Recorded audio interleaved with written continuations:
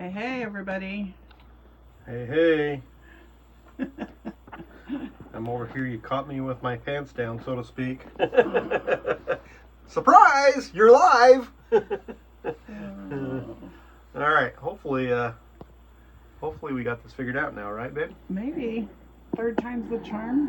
Yeah. I'm trying to get to where it shows up on this phone. I'm going to let you figure that out. So we're back to the boat. We think we're live. Let me double check and see. Maybe this is just recording and I'm talking to the ether.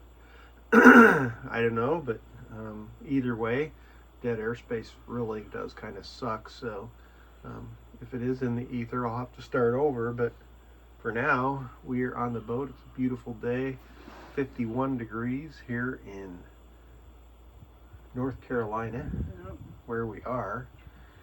And it's a nice day. Is it working? It's working, but because we tried 2 other times, it thinks there's some other things going on. It's not caught up to us, so we can't really look at our other phone to see if you guys have any questions yet. Tammy will try to figure this out while I ramble on a minute. But anyway, no, we are back on the boat. Today is actually a really beautiful day. 51 degrees, which means that I could technically paint the bottom of the boat today, but it's probably only going to be 51 degrees for a few more hours, and then it's going to drop. And then we have Tropical Storm Finn headed our way that I think is supposed to show up sometime tomorrow evening. We're supposed to get 50 plus knots of wind here where we are. Oriental, which is not very far away, is supposed to get upwards of 70. So that's a pretty significant storm. So all right, we are up. So we're preparing for that. Tammy's got the chat now. Yep, Tom Coombs says hi. Jacob, Anna Mark. Glad you guys are here. Tom Stewart from Wales. That is one of the places we absolutely want to go. Yes, we do. Definitely. Tom Parsons, hey. Tom, Tom's boat's in the marina right next to us, and he's been watching over our boat, and we really, really appreciate it because I'm sure as some of you figured out, we were going to leave for about 6 weeks, and then with Abigail, it's been almost 5 months. And with that being said, the boat wasn't prepared properly for 5 months. So Tom kind of helped take care of that. We needed heaters put out once it got cold, and the air conditioner turned off, and the bilges emptied, and just things like that. Things to watch for. So thank you, Tom, for doing that for us. You and Chris as well, who's another viewer of ours in Oriental, kind of traded off and tag teamed. So we appreciate it a lot. The boat. And David, another guy in the marina here, he every time he comes down too, he pops over. So yeah, so it's been really great to have that extra help. The sailing community is amazing. We had a fantastic viewer pick us up in Raleigh, and we stayed at his house because we came in late, and he brought us back to the boat. That's right. We flew in here on an Alaska Airlines 737-9 before the windows started blowing out, so we're okay. We made it. Before they grounded them. I guess we've been here 2 days now. Yeah. So it was the day before yesterday that we got back here to the boat, and there's a lot. It's a lot to do.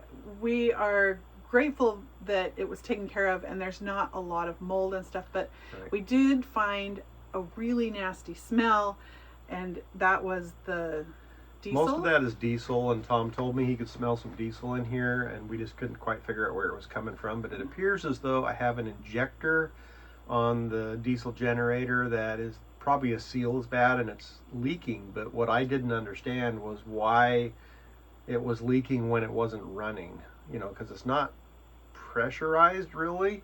Maybe it was residual pressure, I don't know, but I don't know how much it has bled off, but it's bled off enough to put a pretty strong diesel smell in the engine room. That's throughout the boat. When you opened the companionway and went down, it was like a lot of old boats smell like diesel, and ours doesn't, because we took out the big diesel tank and we haven't had any diesel spills. And so we haven't had that smell. And I'm like, Been a while. this is not right. What's going on? So that smell was pretty strong, pretty overwhelming. And there's kind of a mildewy smell. And when you just close up any space for 5 months, you're going to get that. Right. But we were really grateful because they did a good job of keeping everything running and the fans going. We're really impressed at how little there's like there is. Next to no mold. Right. So we've got, but we have to clean. It's dusty and dirty, and we did find a couple dead bugs, which means that at least the bug bait we put out worked. Well, theoretically it worked. Yeah, because they were dead.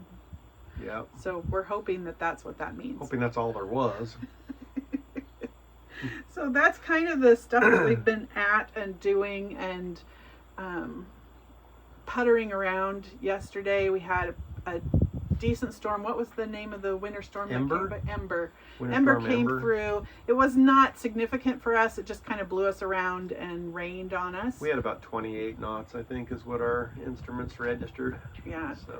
So wasn't too bad. We got groceries and kind of just took it easy yesterday. It was hard being back here with Abigail. We did have some tears. I've had tears a few times. Her stuff is just randomly everywhere. I know, we kind of thought, well, we'll just kind of keep her room left alone until Liberty comes down and then do it all together all at one time. But as Tammy's just walking through the boat, there'll be something just laying on the counter that was Abigail's and reminded us of Abigail. Yeah, and we packaged up all of our bedding and pillows and blankets and things and squished the air out of them to help with mildew and stuff, and her stuffed animals are in there. It's just like, wah! Right? So, you you never truly get over it, I am told, from people who have been dealing with it for a lot longer than us, but, how you deal with it is important, and we're trying to deal with it as healthy as we can, and, right. So, move on.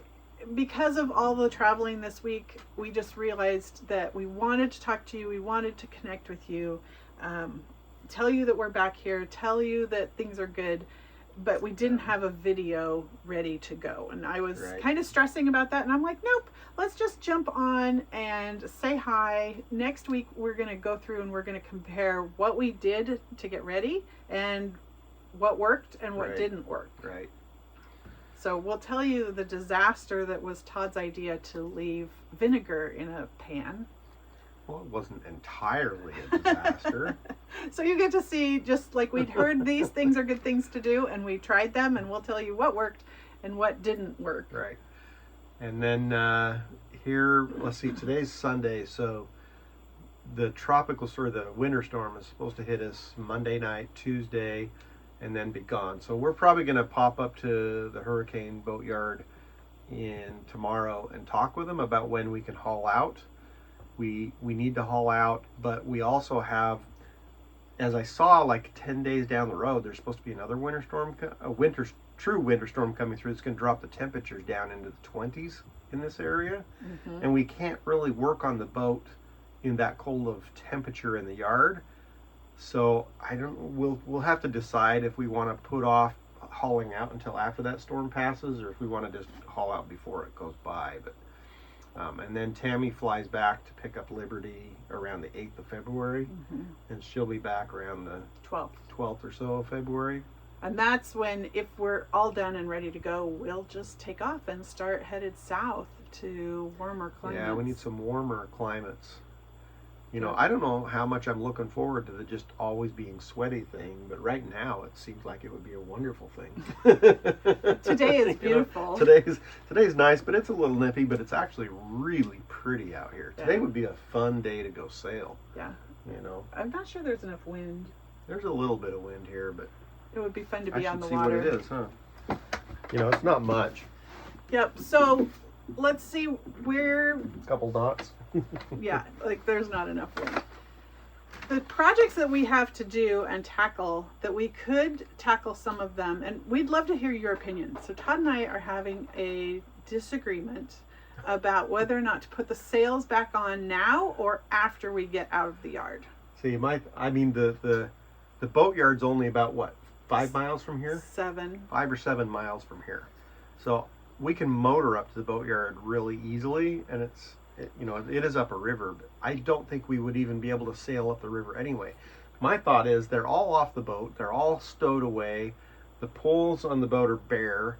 And in the boatyard, you tend to have a lot of sanding dust and fiberglass dust and people painting and all kinds of stuff. And I just thought, it's one less thing to have on the boat that can be getting kind of filthy, gross, dirty if Right. they're off. Yeah. So she's And that thinking we ought to makes- put them on. But That makes sense. But we've got these huge bags of sails that are taking up Right. space downstairs. So for me, when Yeah. I'm trying to clean downstairs downstairs they're in and the way. reorganize, Yeah. they're in the way. So for me, it's like put these up so that we don't have to deal with them down below. Right. We're also considering, one of our patrons, Scott, suggested that we should get rid of, well, he didn't say we should, but he said one of the things that causes odor is the books and library, because it absorbs moisture and then you get that kind of damp, musty smell. Right. And we have a lot of books. And the reality is, I read mostly on Kindle these days. Well, and it depends on the books that we keep. We do have a pretty healthy supply, yay wide of like boat repair manuals and mechanical manuals and diesel repair manuals and like travel guides, maps, that kind of things, chart type books, and Yeah, we have a lot of that, but we also just have a lot of, we have a lot of books that are Books. miscellaneous that we probably could whittle down or eliminate almost entirely. yeah, it's hard. I love books, and at one point in time, we counted like we had 2,000 books in our home. And Yeah. And we still are buying books. Can you believe that? It's so, like I saw a funny little meme on Facebook. It was just funny. It was like, yeah, I got 2,000 books on my shelf at home that I haven't read, and yet I go down and I read Harry Potter again while my books stare at me with disgust in their covers, right? So I am loath to get rid of the books. But, Tammy reads lots of books. Yeah, but I'm reading mostly on Kindle these days, and I'm thinking that it is contributing to the musty smell on the boat and the dust. And we have had books. We have not torn into behind the books yet. Previously, we had books that were molding. Yeah, that's true. so- There isn't as good air circulation behind the books as part of the problem on the shelf that they're on. Yeah, because I have so many, they're stuffed in tight, and so then they don't get the airflow. Yeah. So we're thinking that may be something that we need to reconsider. Yeah, to reconsider, because with Kindle, it just we have Kindle devices, we have Kindle on our phones. Computers, all that. So It's just Kindle's easy. kind of a game changer that way, but Yep. So there's there's that that project. Mhm. We the boat is in, like, it's not dirty, so we don't really need to clean it before we go to the boatyard, because that'll just get dirty again. Like, we're discussing what things could we do before we go to the boatyard so that we use our time most efficiently. Right. Todd's going to clean out the water tanks because they really smell. That was something that we were surprised. Yeah. The the one water tank, we actually shocked it before we left with a pretty heavy dose of chlorine and left it in there. And when we came back, it stunk. Bad. It just kind of stunk. It was clean because I pulled the cap off and looked inside of it, and the water appears clean. It doesn't appear like there's a bunch of slime, but it just had a nasty odor. And so I shocked it again, and we're using that water for dishes and washing and stuff like that. But I'm gonna have to clean the tanks out again. Yeah. Hey, Harm's Way. Good to have you here. Okay, boat's And gonna rock Russ in a minute. Skalky is here, and Tom Stewart. Excellent. So yeah, these are the kinds of things that we're trying to figure out, and still we have to put away everything that we have. Todd and I have been discussing whether or not he should put the radar on before we go haul out. Right. Again, we're trying to make the most efficient use of our time, and since we can't haul out for probably 2 weeks. Well, if we wait for that storm, because the storm's 10 days away. Right. So yeah, it would be a couple weeks probably. if we waited until after that cold front. My concern is that if we call out before, we know we can't really do work while that's going on, and so we've just wasted time that we're paying to be in the yard when we've already paid to be here at the marina. Yeah, the yard is a little different the way they bill. Most yards do a daily. You know, they have a daily fee for being in the yard. This one's monthly. So I go in for one day, I got to pay a whole month.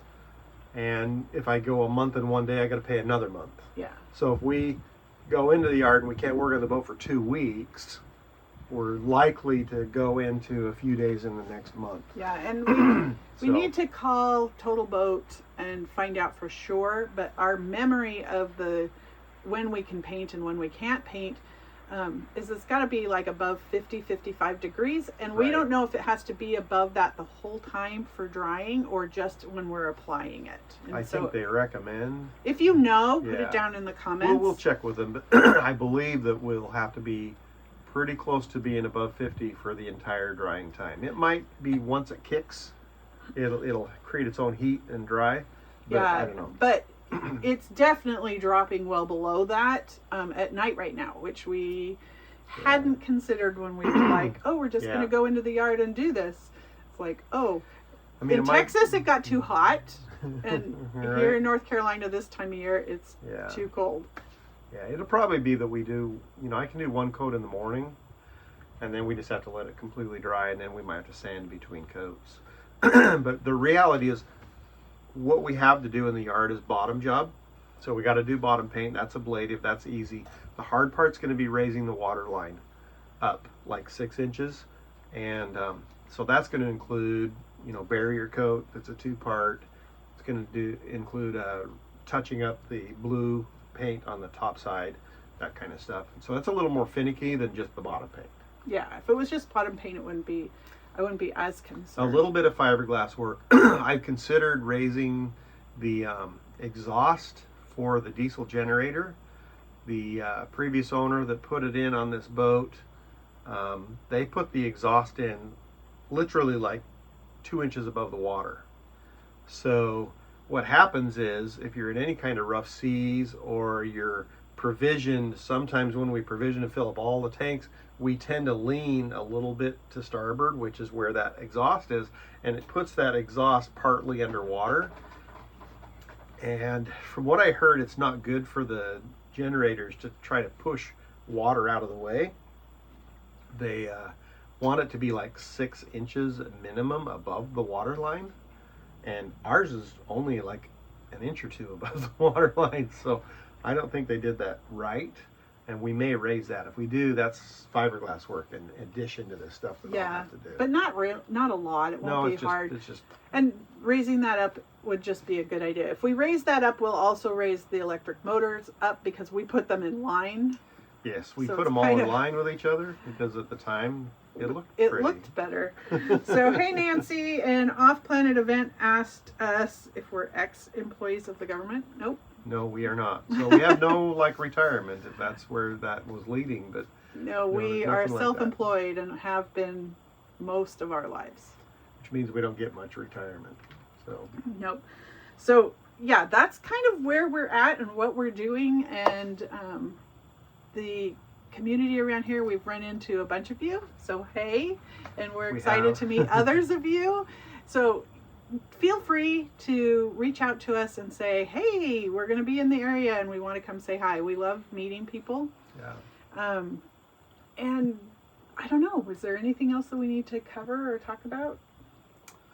No, I don't think so. I don't think. Is there any questions you guys have that you are just like, why the heck are they doing that, or why don't they go here or do this or do that? We're happy. We're an open book. We're handling the temperature down here actually pretty well because we spent that time in Alaska where we saw minus 15. Yeah. And so I think our blood vessels have kind of sunk back down in our body a little further, so we're able to handle it a little more. But and staying on the boat overnight has been easy. The first night was a little bit cold because everything was being warmed up, and the heaters we had in here were kind of on a lower setting just to circulate air and stuff. But no, I mean, we had to turn most of them off onto a really low setting. But with the rain yesterday and that storm that came through, it wasn't a cold storm. Yeah, it was was warm. really It actually warm. warmed the temperature up. Yeah. So. And that's what we've been noticing is that we'll get warm temperatures, but it's also going to rain. So the rain tends to warm it up around here. Yeah, you can't paint in the rain either, so we got to deal with that. So Philip Riker, hey, have we decided on a direction from here? South. We want to go warmer. We're probably about 80%, probably 85% sure we're going to hit the Bahamas again this year. Yeah, because we really only got to we did Bimini and we did New Providence, where Nassau is, and we did some Eleuthera. Yeah, almost all of Eleuthera. So we have the Abacos to explore, and the Exumas, and the Ragged Islands, and the Berries. Like, there's so much to see there that we haven't done yet. Right. So we're probably going to go do that again. The question from there is what direction we go for the next hurricane season. We can come back here. That's an option. Or we are considering maybe even just sailing over to like Guatemala for hurricane season and doing the Rio Dulce and going up that river and for hurricane season, and maybe then doing some backpacking land stuff in Mexico. Guatemala, Mexico, Belize, Mexico, all Belize, those really cool cenotes and the ruins, and the and pyramids, and all of that stuff we thought could be a lot of fun. Liberty is studying Spanish. She's using Duolingo, and so we just did a family account. So Todd and I are supposed to be doing what? I'm supposed to be doing Duolingo? We're supposed to be practicing. I have started mine. Todd hasn't started his yet. And start learning Spanish together so that we're not completely out of the loop by the time we get over there. Right. So we're leaning pretty heavily to going over to Guatemala. Right. I've been doing lots of studying and talking to other families that have done that and that have done land excursions from there. And it looks like it's pretty cool. The one negative that I'm that's kind of making me second guess it is bugs. Yes. Yeah, those things that come out when the lights go out in the dark and all of a sudden they're crawling all over everything. I just am not a bug person. So we'll see. Right. We'll see. Yeah. Yeah, SGOP, Central America would be amazing. Definitely, definitely. So yes, we're putting off the Appalachian Trail. We tried really hard to figure out somewhere to go hiking in this time so that we could do that as a family. We discussed that previously. Liberty really, really wanted to be involved in the play that was going on the practices have been going on while we're up there, and all of her cousins and her aunts and uncles and her sisters are all heavily involved in that, and so they were going to practices every night, and she really wanted to do that. And so as a family we decided to let her have that experience, and that's why she's not here with us right now. I will go back and see the play and watch the last performance and then bring her back here. So instead of doing a hiking or anything like that, we decided to let her have that experience instead. So, and the other reason was the Appalachian Trail, it's winter time. I was thinking, well, maybe if we start at the southern end, but they were like, no, it's covered in snow and you need snowshoes, and that most everywhere that we really looked, it was just the wrong time of year to do it. You know, like we even looked over in Europe at a couple of the big trails that people do over there, and we looked down at Machu Picchu. Everything was the wrong time of year. Yeah. So we're like, okay, that's off the table. Yep, that's off the table for now. So fair number of bugs in North Carolina in the summer. Well, yeah, I'm sure there is. I'm sure. Probably right here too, where we are. Which is why I keep up on having bug stuff in the boat so that we can keep that down. I'm a little concerned. I've heard, and one of the reasons we allowed Abigail to get a cat was because we'd heard that just having a cat on your boat prevents a lot of rodent and bug infestation. Right. And now we don't. So we'll see if that's true. If we start Yeah. having a problem where we didn't have one before, and I'm still doing the same things as far as keeping out the roach hotels and the bug bait, because that's my thing, is I replace those regularly because I don't want any of those problems. We did have a couple of big roaches. Woo! There's a breeze. Big roaches come on the boat. They drop off the bottom of the dock at Atlantis in New Providence at Nassau. Bahamas. And that's disgusting. And so that's one of the ways that you get them, is when you're docking in places that have them like that, and they get on the boat from the area that you're docked to. So with doing a lot of anchoring, we avoid some of that. And then we just have to keep up treatment so that we don't, bugs are, I just can't do bugs. Hey, Dave. We just need to learn. I'm sure there's a book out there on edible bugs and how to prepare them. I mean, that would just take care of it, wouldn't it? Yeah, so we're asked, do we ever plan to cross oceans? Island hopping Yes. can keep you busy for years, but we absolutely plan to cross both oceans. Yes. Yeah. We do. We talked really hard about whether or not to cross the Atlantic this season. And we don't think that we can we don't financially have the ability to replace our sails. Right. And since we know that they are a little bit worn, and specifically the one that we mended this year, you guys haven't gotten to see that because that happened. Well, Abigail died, and then in the middle I didn't get of it the edited. editing, we haven't edited that yet. But the sails are in okay shape for island hopping and being around here. But Coastal to waters. cross the actual ocean, I don't know that they're up to that. They're off the boat right now. That's one of the arguments that we have too. Being off the boat, I can take them into a sail maker and have them look at them and give me an opinion. I'm afraid But, that they'll be like, nope, they're no good. You have to get them replaced. Tammy doesn't want to know. Sometimes ignorance is bliss, right? But the reality is we do think we need to get some sails in place before we actually cross the ocean. So that'll be probably a couple seasons away. Yeah, and unfortunately, we don't have the size of channel that attracts people that want to give us new sails.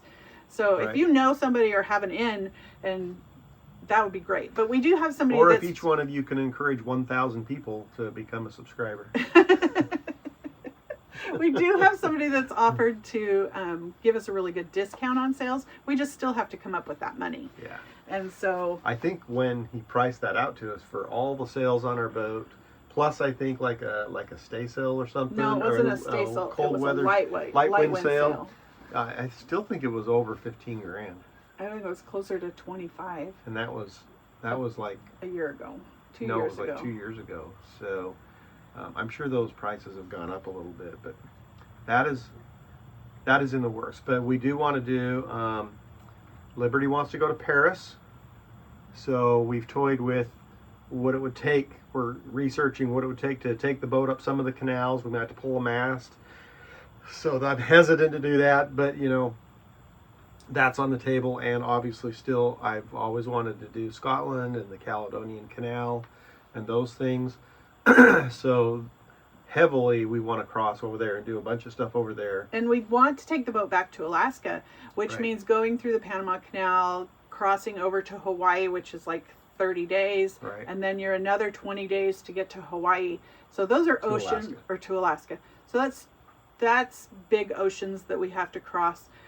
Anywhere down around here, we don't have to cross oceans, which is why we're kind of looking at, if we go down to the Bahamas, we can go through the Windward Passage between Haiti and Cuba, stop in Jamaica, and then you hop over to, I always forget the name of those places, but there's another set of islands that you stop in, and then you stop in the Bay Islands in Honduras, and then you're over to Guatemala.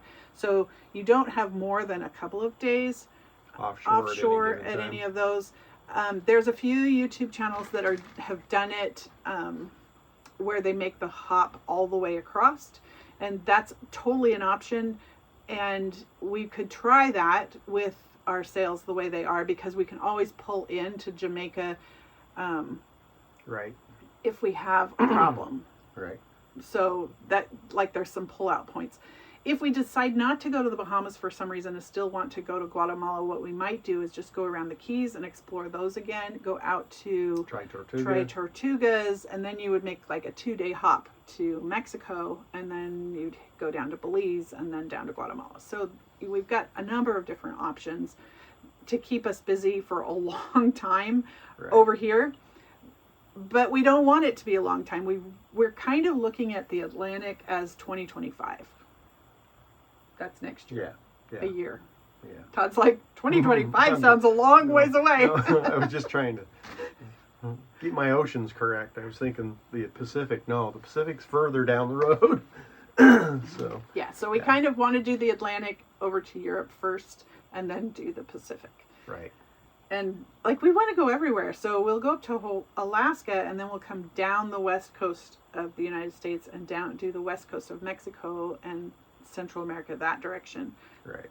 Before heading out to French Polynesia. So yes, we want to go everywhere, and we plan on crossing oceans, but we have to get the sails taken care of before we can do that. So we have a year to figure out the financing on getting the sails replaced. Yep. Unless you know some good sail manufacturers that want to sponsor us, we would be happy to do that and give them a good, thorough testing. Yeah. So Joel Dixon suggests the Sandblast Islands. Absolutely. When we're ready to go through the Panama Canal, we'll make a stop there before. Right. Russ Galk, I think your boat draft might be too much for the French canals. It might be. The research that I've done is we're that 5.5, and the research that I've done is that there is one way through that we could get through. But the majority of them, no. But most of them, no. And that one going through, it's really sketchy. So but we think it would be fun. We could still sail. You can sail up to Paris without to Paris without you taking your mast down. But then to go any further, you have to take it down. I'm not sure. And it could be that we do a little mini excursion channel of where we might maybe rent a little, canal boat or something and go do some of the stuff in Paris, which would be way cool. Yeah, it would be fun too. So, there's lots and lots of cool places that we want to go and things we want to do. And Liberty turns 14 this year, so we've got 4 more years before she's going to abandon us. To drag her around and see all the cool things. Drag her around. I don't foresee Liberty staying on the boat longer than she has to. None of our kids love this life. Well, it's just because they're adventurous on their own, and they want to be in charge and go do the things that they want to do on their own. Yeah. And when we're in charge of the places we go, it's different. When you're young and you're starting to... They want friends, so it's a big goal for us to find some buddy boats to stick with this season, right. Especially as we're doing this without Abigail. Liberty's never been an only child. This is going to be a learning experience for all of us. We've never been parents of just one. So buddy boats will be important. When the first one came. That doesn't count. They're a little in the larva stage then. Yeah. This is not the same. And so our goal is to meet up with some other families and travel with them and have those friendships for Liberty, so she's not feeling like it's just mom and dad. And our kids have always left home when they're 18, so that's kind of this example that everybody has set, is they leave home, they get jobs, they support themselves, they do their thing. They go to school, they do whatever they're going to do. Which is a good thing. Right. Like this thing about kids never leaving home these days, I don't understand. We don't have a failure to launch problem in our household. We don't. It's not an issue. The parents are wacko and they grab them and go on all these weird adventures. Yeah, I don't know. Let's see. More in Europe than France. If you don't do the canals, you can do the coasts of many countries. Yep. Yes. Very true. So, Machine Mender. Are we still happy with the electric motor? Would you do it again or rebuild a diesel motor if you had to do it again? We really... We go back and forth on that because they both have their strengths and their positives. I mean, they just do. If you're going to want a motor for hours and hours and hours and hours, a diesel does a better job. Yes. You know, It does. if you've got a current against you for long term, it does a better job. Do we like everything else about the diesel? No. We don't like the maintenance. We don't like the smell. We don't like the noise. All of those things are cons. Um, if we can use the electric motor more how it's designed to be used, it's actually way better and easier to maintain and cheaper and everything because the solar just charges the batteries up. We have spent a lot of time in ICWs and stuff, and those are where it mostly is an issue, is in the ICWs. The other challenge I think that we have a little bit, a lot of people you find when you're more comfortable with sailing in the open and the whole lifestyle and going into anchorage is unknown, when you're more comfortable with all of that, you're more willing to bob around in the ocean and just sit there until wind comes back. We haven't been as comfortable with that, and we struggle with timing our entrances to new places during daytimes, during tides right. And so sometimes it's hard to do the math and figure out, well, it's still 2 days away when we're crossing like back over here from the Bahamas, but we tend to just pop on the motor if we have to with no winds so that we can make an entrance in daylight that we've never been in before. We're So just slow.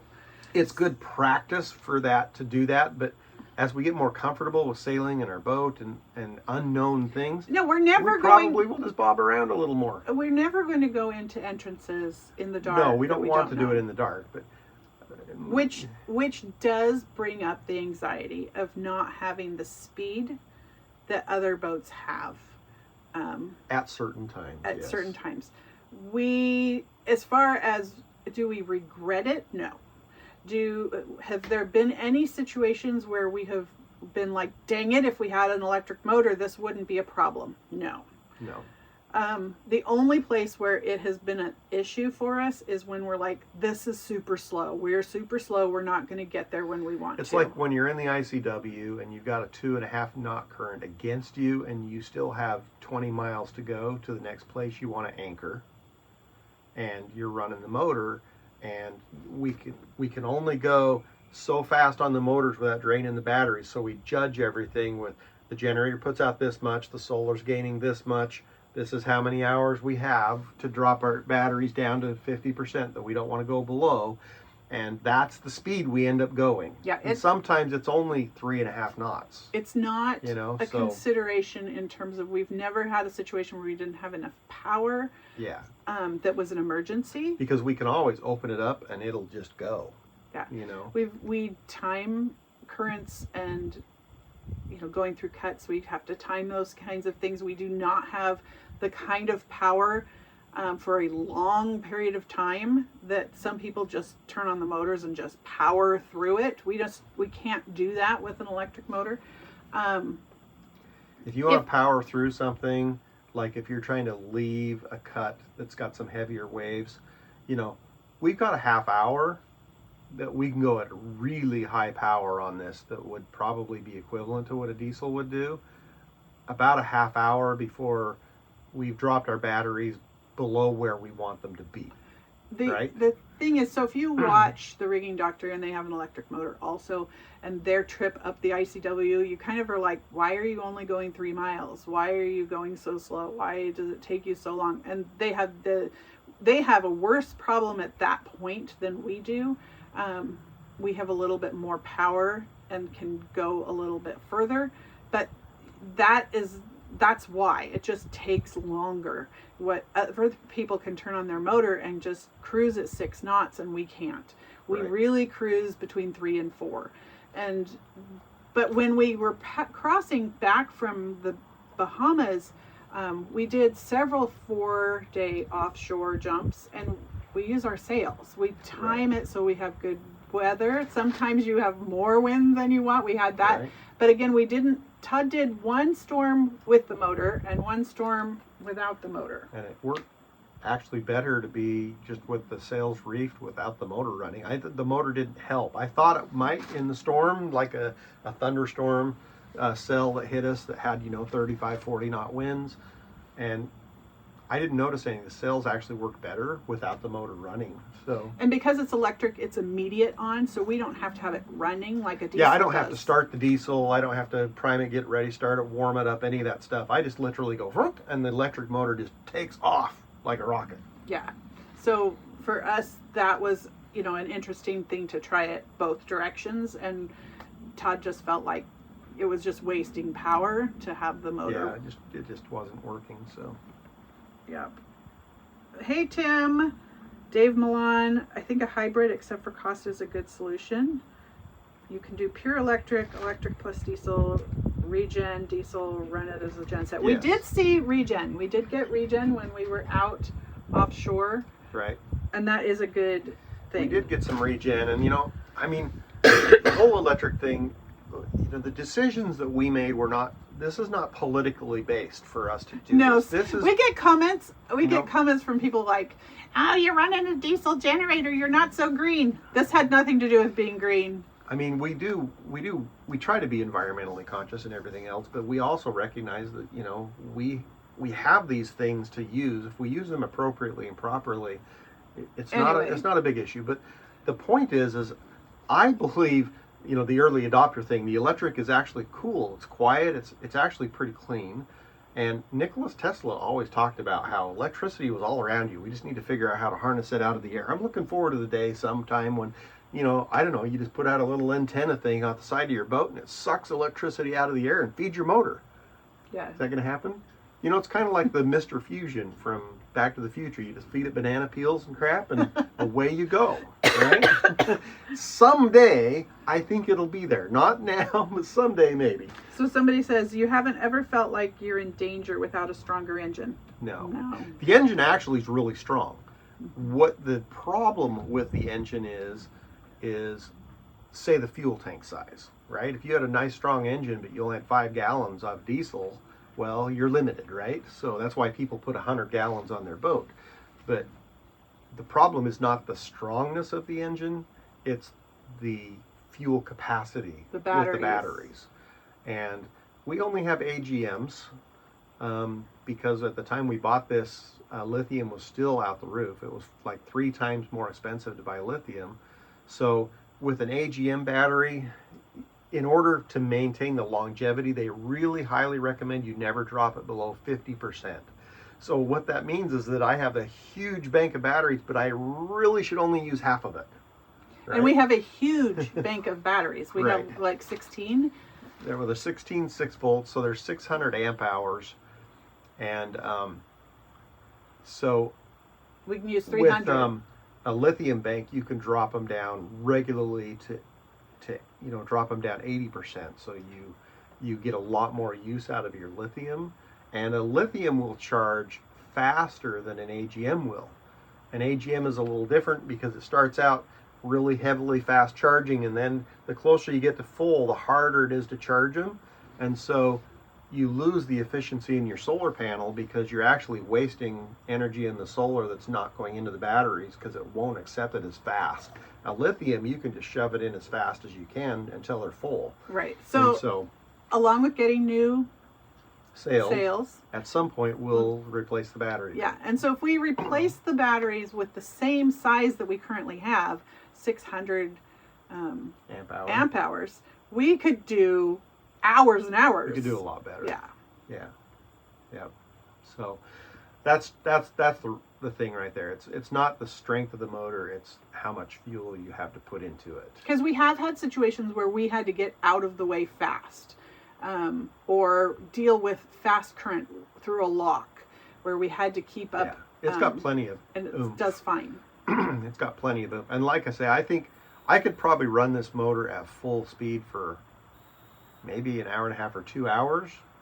But it would empty the batteries. Before dropping them down to around the 50% if they're fully charged. I've never really tested it all that way, but you actually have more than you think you do. It's just that we try to be really conservative because... we don't want to get into trouble. Yeah. We don't want to be in a situation where we need the motor and we've used it frivolously and now we have a problem. Like that's another issue with the electric motor, right? It's a fuel tank. And so, and it's fuel that takes time to fill back up. Yeah. So it's like when you watch people that are crossing things, like we watched what's their name, Expedition Evans, their little crossing they did to Guatemala area. We just watched that recently, and they were talking about how they were becalmed, but they didn't want to start their diesel because they only had so much diesel, and they wanted to save it for when they got to where they were going. The advantage on the electric motor is that solar panels will fill it up the next day, or it'll charge it up a lot, and I can use it again if I need to. Yeah. But I still need that time to do that. But we're not motoring across the Atlantic. Yeah. That's not going to happen. No. So.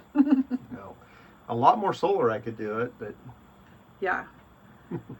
So BP Devo says, wait for it. Sodium iron phosphate batteries are currently in production for the EV industry. They will be available off-grid power soon and for less than half the price. I've heard of those, and I've heard they're actually really fantastic. So yeah, we'll look forward to. Are they lightweight too? So they will weigh less? I think they are a lot lighter weight too. Because our batteries weigh a ton. But as I understand, and I don't remember, I just read an article on them a while ago, but I think they have a lot more energy density in them. So you can get more for leather. And I think they're a lot safer too. So. Yep. Yeah. Are we thinking about changing to lithium? I'll change to whatever is the best at the time I can get. Here's the thing. It's all money driven, right? These batteries are working and they're doing what they need to do. Yes. We have not reached the end of their lifespan yet, and we manage them really well to make them continue to work as long as their life is designed to work. Right. It's all just about being good with our resources. We're not trust fund babies. We do not have tons of money coming in. We live on a very, very small amount of money to just make it so we can do this and live and have an amazing life. But we're not just blowing through the money. So we don't need to replace them yet. So right. Unless somebody handed us a bunch of them, and I don't foresee somebody giving us that much. We've actually been offered several times a sponsorship for lithium batteries, but they only want to give us like 100 amp hours at 12 volts. Or 200 is the most that they've given us, which would be something to add to something if you were making a house bank. But it's 200 right. volts or 200 amp hours at 12 volts. We need 48 volts. Yeah. So that's only a 50 amp hour at 48 volts. Yeah. And so doesn't work. So it would be okay for a house bank, but yeah. So we're paying for it as we go, and as we can afford it, lithium or these new ones are definitely on the table. But that's why we still have propane instead of running and changing out to all electric in the kitchen. Like electric cooktop, yeah, because we have a cooktop and it runs on propane, and we have a propane tank, and so we're just doing what's the most efficient thing for our money right now. Yeah, when we have lithium, we'll probably pull that out and go to a electric cooktop and stuff. But that's down the road. That's down the road. Any other questions that everybody's got? Looking good? Yep, Douglas Van Dyke, thank you very much. Yes. Yeah, it's been kind of a crazy ride the last little while, but we're really looking forward to getting back. I mean, this feels like home, so. Yeah, it felt so good to pull up and see the boat and walk down the dock. It felt like coming home. It was amazing. Right. Yeah. You don't realize how you attach yourself to things like that. Yeah, for us. We have worked on this project. It's been 5 years now. And this is where we've put all of our love and energy into. And we had some talk about what do we do and are we done being on the boat, and it was like we've just put too much into it. And coming back, it really felt that way, right? It was like, I got on our bed and I was like, I love our bed, and it just felt cozy and awesome and everything. I love sitting out here in the cockpit and having the breeze and the boats moving. It's been interesting. The boat, as we get traffic going by, the boat will move, and being off the boat for 5 months, I'm much more sensitive to. I'm like, whoa, that was big, and Todd's like, that wasn't big. Right, that wasn't big. But So, I just love the motion. So mm-hmm. yeah. Yep, it's awesome. Anyway, we probably ought to get back to cleaning our room back up so we can, we've got. Some of you commented on our Instagram and and last week's video about how much we were bringing back to the boat. I don't know how that happened. Like somebody was like, Tammy, you are not a minimalist. I'm right. like, I am. I'm claiming that. Right. And I think we'll find that most of it is not as much as we think it is. It's just the way it's packaged and stuff. Well, we got rid of some blankets when we were here, when we pulled in here and had an opportunity to offload a bunch of stuff. We took several bags of things to Goodwill, that blankets that absorb water and moisture. Yeah, they're more of a cotton blanket, so they would tend to hold the moisture. So we've replaced them with a lot of the fleece. And so we bought some fleece that we brought back with us because we knew that it was going to be cooler and that we had gotten rid of some of those things. We do have a whole new cold weather wardrobe because all we had was warm weather stuff with like 1 or 2 cold weather things that we took with us. But it wasn't enough for living 5 months in a cold weather environment. No. And so we had to get a whole new wardrobe, which will work out for the next couple of months while we're here. Right. And then we'll whittle that down. But we go to the thrift store and we get most of our stuff at the thrift store. We got a lot of stuff for Christmas. Todd is like the shirt man. Apparently. His daughters made him more Spoondrifter shirts and got him some cool shirts. So he's outfitted for the next 2 years till they all wear out. If I use them sparingly, I can make them last. That's right. And so, but it's just been, it's still a learning experience. So we've lived on the boat now for 2 years last November, and we have lived on the water for the last 3. No, we've lived on this boat moving around for like 8 months before we left. Right. And you're constantly learning new environments, new places, new things to learn. That I think is one of the reasons that I love it. It challenges me. It pushes me out of my comfort zone regularly. And that's where we grow, is when we step outside of our comfort zone. That's where growth happens. Yep. So we've started a podcast.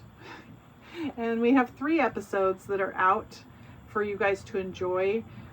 They're telling our story. We tell a little bit more about Abigail's life and all the things and amazements and miracles that happened in her life from the time that she was born till she passed away. In our first episode, we have an episode that talks about how we ended up on a sailboat, why a sailboat, how did we get here. And then we just put one out last night that talks about how do you keep going when things go wrong. And we have a lot of people that look at things we've done with RVing with our kids, with doing the sailboat, and are like, wow, it just happened for you. It didn't just happen, and lots of things can go wrong, and they go wrong for everybody in life. But we kind of went through like the 4 ways that we use to help keep us on track and help us deal remember with it when it goes wrong. Right, deal with it when it goes wrong. So those are things, you can find them on our YouTube channel. YouTube has started an RSS feed, so it populates to YouTube. We're on Spotify and the Apple iPods and the Amazon, so you can find us everywhere you listen to podcasts. Right. So there's our plug for our podcast. And the best part is you don't have to look at us if you're tired of that. So we are really grateful to all of you guys for sticking around despite us not posting regularly. We really, really appreciate you guys. Yes. Yes, we do. We will see you next week. All right, like guys. I said, we're going to have a video out next week. It's going to show you what worked and what didn't work in our leaving our boat for 5 months. All right. Now I have to figure out turning it off. Well, we can have some more dead airspace, or I can just ramble on some more Right? until that Teresa happens. But Dunn. until then, Hey, Bill Burkett, Richard Keys. We appreciate it. yeah. Thanks, guys, for popping on. We appreciate it. We'll see you next week. I have to figure out how to end it. Until then.